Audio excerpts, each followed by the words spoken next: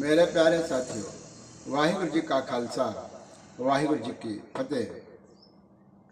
जैसे कि आप जानते हैं, धन धन साहिब श्री गुरु अर्जन देव जी महाराज की पावन वाणी श्री सुखमनी साहिब की लड़ीवार विचार चल रही है, जिसमें 3 अष्टपदियों की 4 पौड़ियाँ हो चुके हैं। आज हम 5वीं पौड़ी का विचार कर रहे हैं। इस 5वीं पौड़ी में साहिब श्री गुरु अर्जन देव जी महाराज हमें क्या उपदेश कर रहे हैं, आओ हम सब मिल करके इसको श्रवण करें। सीधे वाणी से जुड़ते हैं। गुरबाणी में फरमान है, 4 पदार्थ जेको मांगे। महाराज कह रहे हैं कि यदि कोई व्यक्ति को 4 पदार्थ चाहिए, कोई मांगता है परमात्मा से 4 पदार्थ।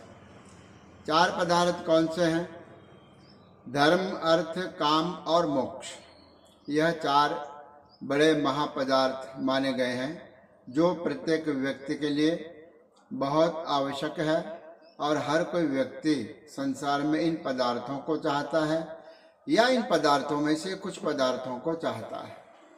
धर्म जो हमारे मन में होता है, धर्म की भावना, नेकी की भावना, अच्छेपने की भावना, जो हमारे चित्त के अंदर हमेशा रहती है सुप्त अवस्था में, वह प्रभु के शरण में जाने से प्रकट हो जाती है।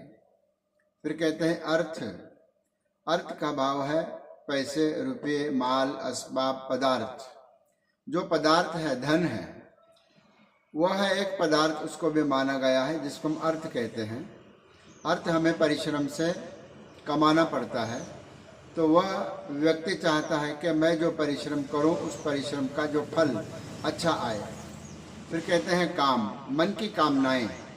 मन के अंदर जितनी भी कामनाएं हैं, काम को पकड़ करके, वासना को पकड़ करके और भी कामनाएं होती है, जिनको पदार्थ कहा गया है, ये भी व्यक्ति के लिए बहुत ही आवश्यक है।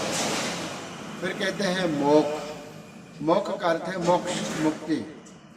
बहुत सारे लोग मुक्ति को भी चाहते हैं। ये 4 पदार्थ माने गए हैं और ये 4 पदार्थ एक व्यक्ति चाहता है कि मुझे मिले। 4 पदार्थ जेको मांगे। कोई भी व्यक्ति अगर चाहता है तो उसको क्या करना चाहिए, कैसे मिलेंगे?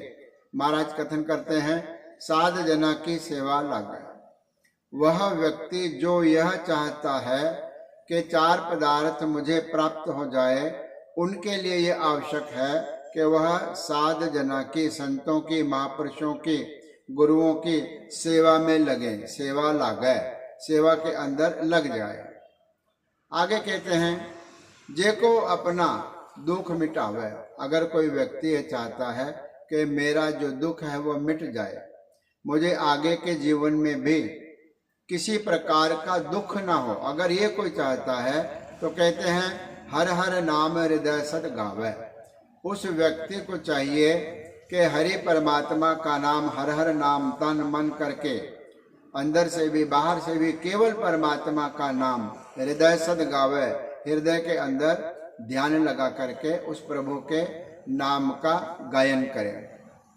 फिर आगे कहते हैं, जेको अपनी शोभा लोड़े। अगर कोई व्यक्ति ये चाहता है कि मेरी बहुत शोभा हो, वडियाई हो, समाज में इज्जत हो, तो उसको क्या करना चाहिए? साध संग ए हव में छोड़े। साध संगत में आकर के वह अपनी हव में अभिमान और अहंकार का जो भाव है उसको त्याग दे। जो उसको त्यागेगा उसकी शोभा होगी, उसकी वडियाई होगी। फिर कहते हैं, जे को जन्म मरण ते डरे। कोई व्यक्ति जन्म और मरण से डरता है, उसका भय जो मन में है, जन्म से ज्यादा नहीं डरते, लेकिन मरण से डरते हैं, मौत से डरते हैं, मृत्यु से डरते हैं।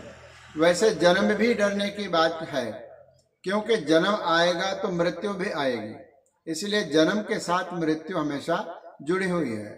इसलिए महाराज कहते हैं, जन्म मरण ते डरे। जो कोई व्यक्ति जन्म और मरण से अंदर मन में भयभीत है, वह डरता है, उसको क्या करना चाहिए? साध जना की शरणी पर।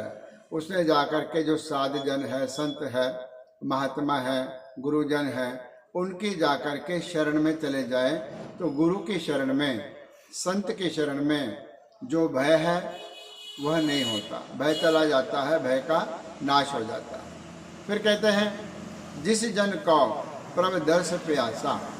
एक एक सवाल है और उसके नीचे उसका उत्तर है। अगर कोई चाहता है दर्श, परमात्मा का दर्शन, जो दर्शन का प्यासा है, जिस जन को प्रभु दर्श प्यासा, जिस व्यक्ति के हृदय में प्रभु के दर्शन की प्यास है, प्रभु के दर्शन की उमंग है, जाग है, तांग है, तो गुरु महाराज कहते हैं ऐसे व्यक्ति के सामने नानक ताका बलबल जासा। गुरु महाराज कह रहे हैं कि ऐसा कोई संत है, ऐसा गुरुमुख है, ऐसा कोई प्यारा है, उसके हम कुर्बान जाते हैं। बलबल जासा का अर्थ है उसके हम कुर्बान जाते हैं, बलिहार जाते हैं, जो प्रभु के नाम के दरस की प्यास अपने मन में रखता है। इस प्रकार गुरु महाराज 5वीं पौड़ी में यह फरमान महाराज जी ने किया है, वो हमारे हृदय में बसे। यह लगातार निरंतर विचार चलती रहेगी, बड़ी लंबी चलेगी। इसलिए इस चैनल को अधिक से अधिक सब्सक्राइब करें, शेयर करें, अपने परिवार और मित्रों को सुनाएं, ताकि महाराज जी का जो पावन संदेश है सुखमनी साहब का, वह घर घर तक पहुंच सके। आज इतना ही। धन्यवाद। गुरु राखा।